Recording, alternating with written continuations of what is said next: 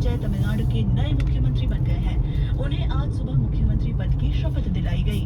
राज्यपाल राजेंद्र विश्वनाथ अर्लेकर ने श्री जोसेफ विजय को पद और गोपनीयता की शपथ दिलाई। श्री विजय के साथ 9 मंत्रियों ने भी शपथ ली है। राज्य में विधायकों के शपथ ग्रहण के लिए विधानसभा सत्र कल होगा। नवगठित सरकारों को बुधवार तक बहुमत साबित करने को कहा गया है।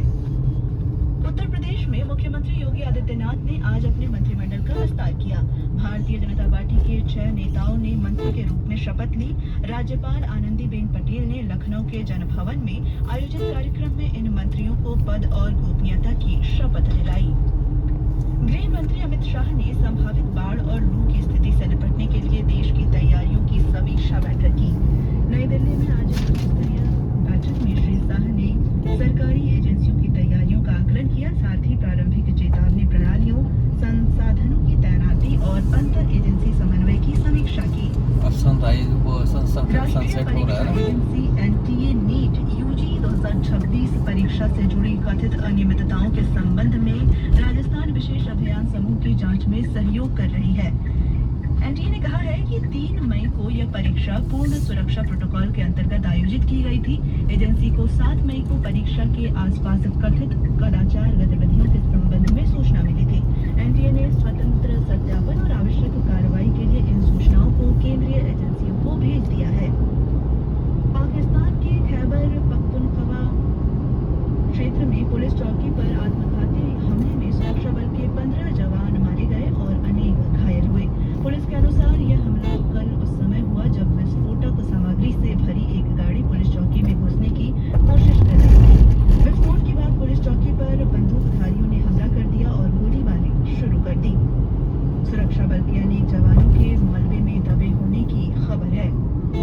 प्रधानमंत्री नरेंद्र मोदी कल गुजरात में सोमनाथ अमृत पर्व में शामिल होंगे। सोमनाथ ट्रस्ट के अध्यक्ष के रूप में श्री मोदी के नेतृत्व में सोमनाथ मंदिर वर्तमान समय में अपने स्वर्ण युग में है। खेलों में क्रिकेट में चेन्नई में लखनऊ सुपर जायंट्स ने चेन्नई सुपर किंग्स को 204 रन से दिया है। जवाब में ताजा समाचार मिलने तक चेन्नई सुपर किंग्स ने चौथे ओवर में 1 विकेट पर 45 रन बना लिए हैं। लखनऊ ने पहले बल्लेबाजी करते हुए निर्धारित 20 ओवर में 8 विकेट खोकर 203 रन बनाए। इसके साथ ही ये समाचार बुलेटिन समाप्त। साइड इधर साइड तो इंडिया गेट जाएगा, उधर साइड में जामुन नहीं जाएगा। The news read by Nishit Kumar. Side तो एक ही है।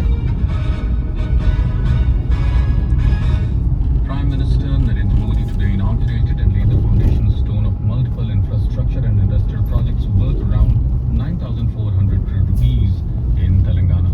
These projects collectively aim to strengthen connectivity, improve logistics efficiency, enhance safety and provide a better travel experience for people.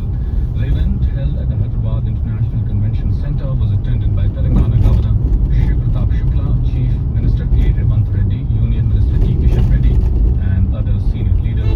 Addressing the gathering, Prime Minister Modi said India is effectively managing the energy crisis arising from the West Asia conflict due to the steps taken by the center, adding that the restrained use of fuel is need of hour. Energy security का क्या महत्व है ये आज दुनिया का हर व्यक्ति महसूस कर रहा है। इसलिए यहीं से मलकापुर में इंडियन ऑयल के नए टर्मिनल का उद्घाटन इसी दिशा में एक बड़ा कदम है। बीते सालों में सोलर पावर के मामले में भारत दुनिया के टॉप देशों में इंडिया गेट ठीक हो गया। इधर से आएगा ना इंडिया गेट। ऐसे तमाम प्रयासों के कारण भारत इस बहुत बड़े वैश्विक ऊर्जा संकट का सामना कर रहा है। लेकिन अब आज समय की ये भी मांग है पेट्रोल, डीजल, गैस ऐसी चीजों का बहुत संयम से इस्तेमाल करें।